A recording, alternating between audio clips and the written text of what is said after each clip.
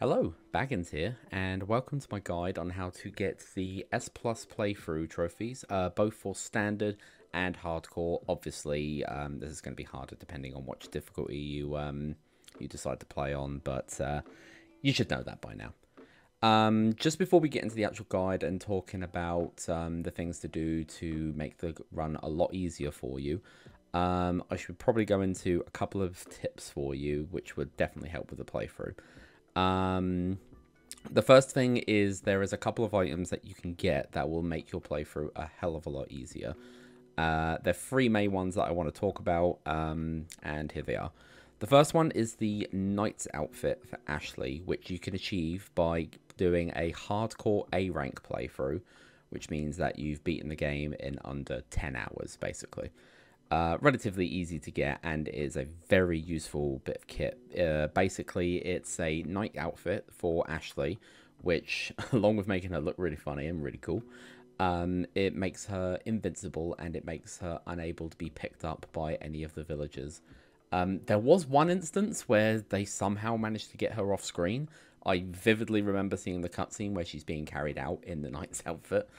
Not sure how that happened, but it never happened again ever since I've been playing it more and more, so I wouldn't worry about that one too much. And dying doesn't actually affect the rank at all, so you don't really need to worry about that. The second one, which is the most important one in my opinion, is the Chicago Sweeper, which is basically a Tommy gun for Leon. And you can achieve that by getting a professional A rank playthrough, which means that you have to beat the game in 7 hours. Believe me, this is the most important thing you're going to need. Later on, you're going to be upgrading this so that it has unlimited ammo. Unlimited ammo in a game where everything is trying to kill you and they're very good at it, it's going to be very handy. The last one to talk about is the gas mask, which you can get for beating a playthrough of the game on professional difficulty. There is actually a trophy to just beat the game on professional, no rank needed, and the same thing here applies to the gas mask. So you will get it if you want to do your professional playthrough first. I didn't bother with it personally because I really don't like aim assist, especially in this game, because it keeps on dragging me back from where I'm trying to aim myself, and I just find it annoying. So I ignored it, but you can use it on your playthrough if you want to. You know, different strokes for different people, all that good stuff.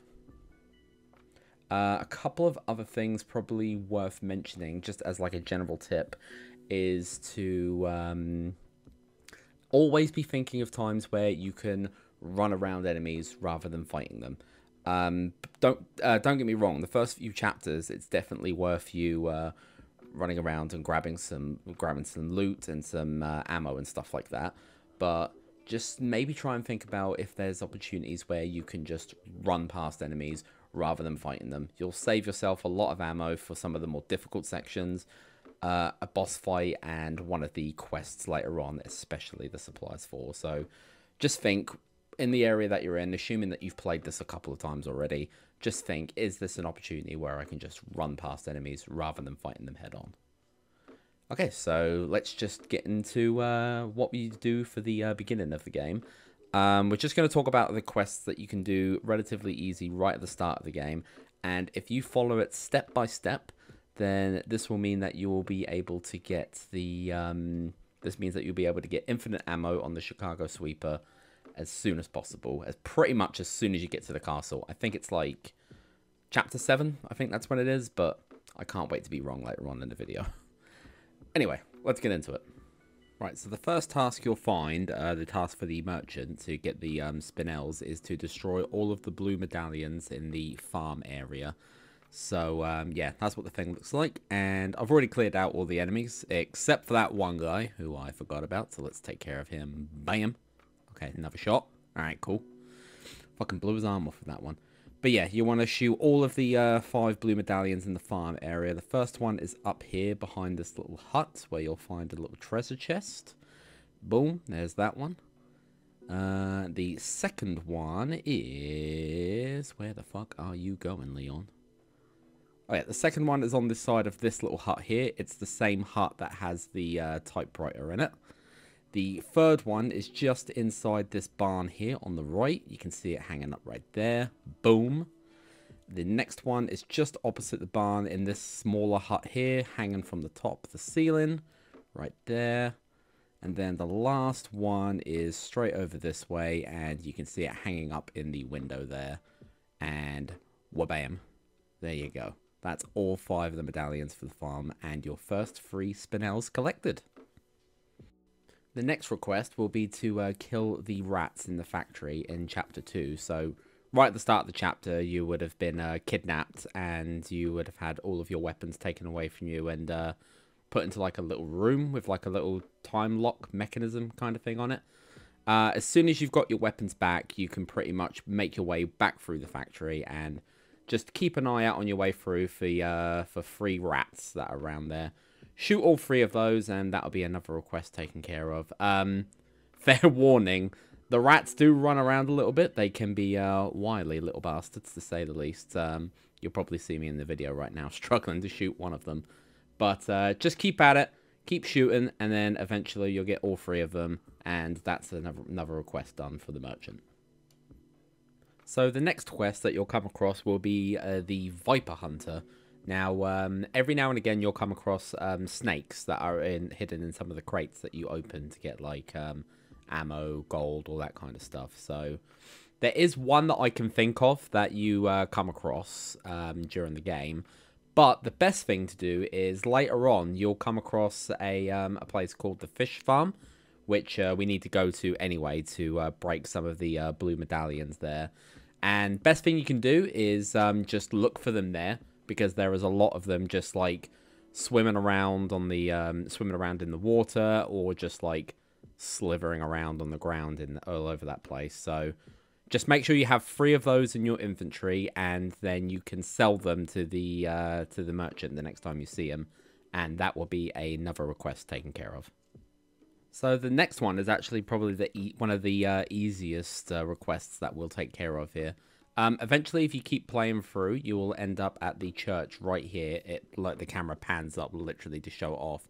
And these 2 headstones right in front of you, there is a request to destroy these 2 headstones. Apparently, they were very naughty. So just give both of those a quick shot, and then you can just run up through to the gate. Don't worry about the enemies here. You can just run up straight up to the gate, and then as soon as you hit X to go through there, they'll leave you alone. So the next request is for 5 more medallions. So all you're going to do is continue on until you get to the area where you have the boss fight with the troll, and you will see the next medallion hanging up there from the scaffolding in the distance. Bam, there you go, there it is. And then you just continue on a little bit further past the merchant, and you'll come across the dock, and there's the boat that you will need to go and do the fish boss fight. You know, the big fish. And you can see the medallion just hanging underneath the walkways there. Bam. There's your second one. And then the next one, we're going to head over into the fish farm area. Just a friendly reminder, this is your place that you're going to need to pick up your 3 snakes as well, if you haven't already got some somehow. So just shoot them, you'll find them swimming in the water or up on the walkways. You'll find 3, no problem. So go up the ramp and then into this first little hut in front of you. There is your 3rd medallion for this area.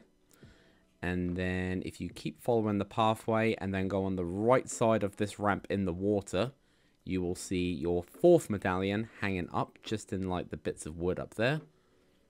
Alright, that's the 4th one. And then you turn around to go back on yourself, up this ramp, over to the left. And then if you drop down here, and there's the hut up there that you go and get the oil from. If you turn around back on yourself, then again, underneath the walkway, there's your 5th medallion. And that is all of the medallions for this area completed. You can go on and do the boss fight with the fish now. So for this next one, we're actually going to be taking care of 2 quests at the same time. The first one is the egg hunt. So all you do at the first opportunity, when you are able to get into the boat and drive around freely, come out of the cave that you first start in, and if you look over here on that little red island there, that's where you're going to find a golden chicken egg. Now you're going to want to go over there, pick up the egg and then keep it in your inventory. So the next time you come across the merchant, you can sell the egg to him. So there you go. I'm just pulling up here. You can tell it's the same island because, well, it's covered in chickens and also covered in eggs. But we're only interested in this one here, the golden chicken egg. So just pick that up and then that's one of your requests taken care of. And then the next one, you're going to want to go back into the boat and we're going to do a little more fishing after that boss fight. You're going to want to come over to the boathouse here. And you're going to want to go to the corner that's facing out towards the most amount of water, if that makes sense. I guess as you're driving towards it, it's going to be on, like, the left corner of it. But as you approach the boathouse, if you look in the water, you will see a giant fish. A lunker bass, to be exact. And you're going to want to throw another one of those harpoons at it. I don't know why I throw two, but there you go. And then you're going to want to go and pick that up. And again, you're going to want to sell that to the merchant as well. Please ignore all of the items I had. This is another playthrough that I did already. I think it's like my 5th playthrough on that save. So I have a lot of stuff with me and I needed to make some space really quick. So just make sure you have enough space for yourself to have the bass in your inventory. And then again, go sell that to the merchant, along with the chicken egg and the 3 vipers, and that will be 3 requests taken care of. A 3-for-1 deal. So after you've continued on for a little bit and you've had some shenanigans and rescued Ashley, this will be the last request that we take care of. Unfortunately, this is going to be the biggest pain in the ass. This is the Savage Mutt request. And basically, it's to kill a giant wolf that appears in the village from earlier. But the first thing that you want to do is backtrack your way back to the village manor, and you're gonna need to do that because there is for some reason you need to go back there to activate the quest.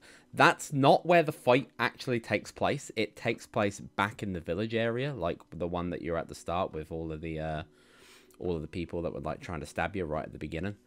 For some reason, you need to go all the way back to the village manor first, and then for some reason you have to come back to the village, and then you can fight the Savage Mutt.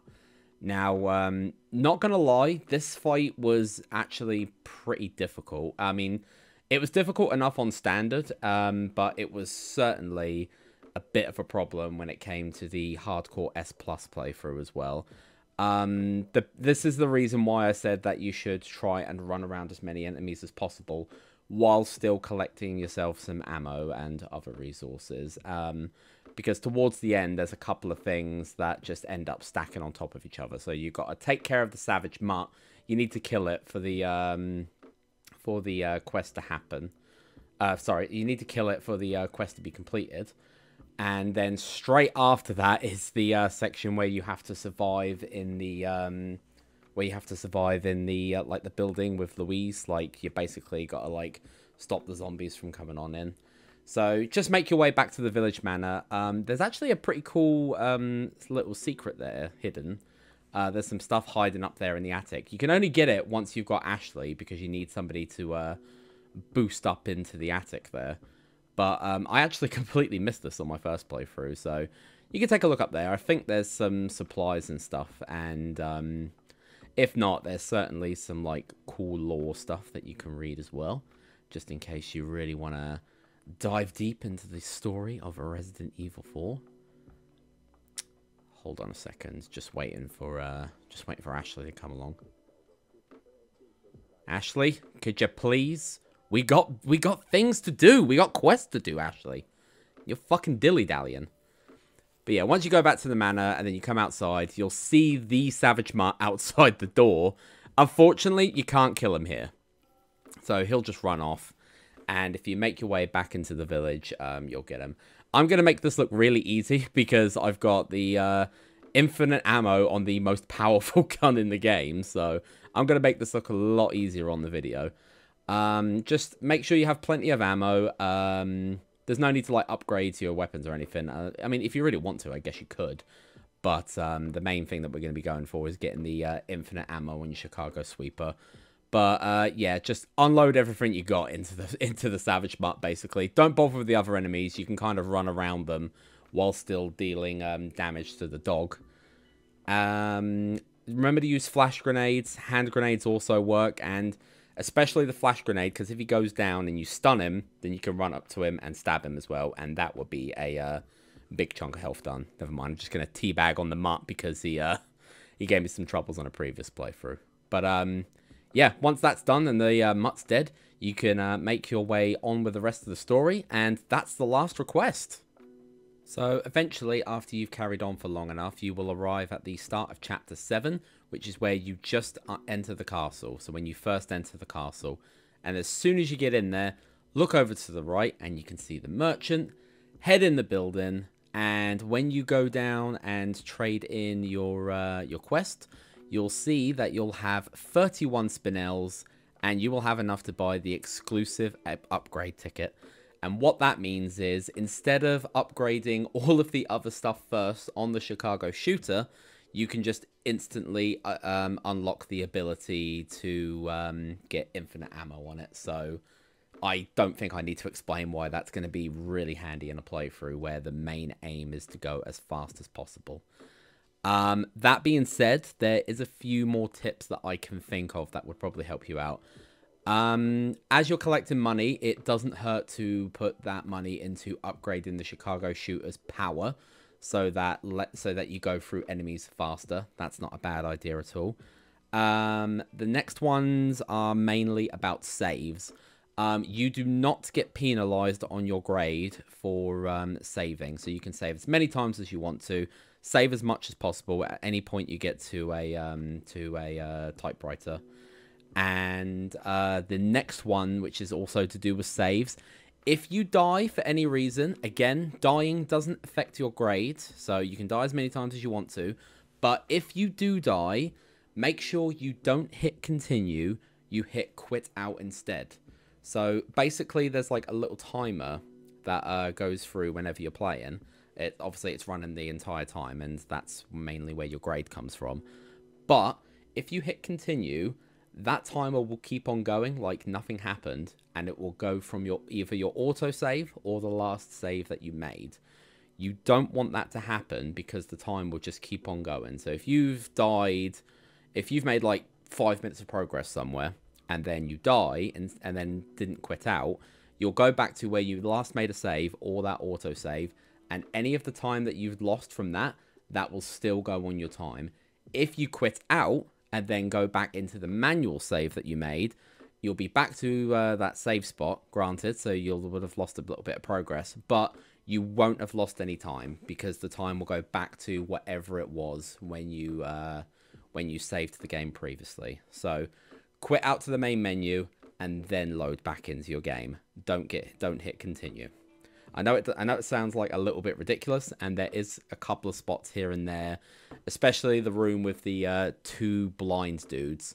I did end up using the autosave a couple times there just because there was a whole big section between there.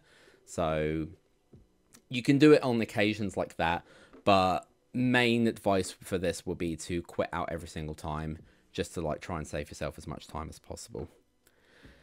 The last one, again, going back to the time perspective of things, try not to let any chapter take more than 20 to 25 minutes.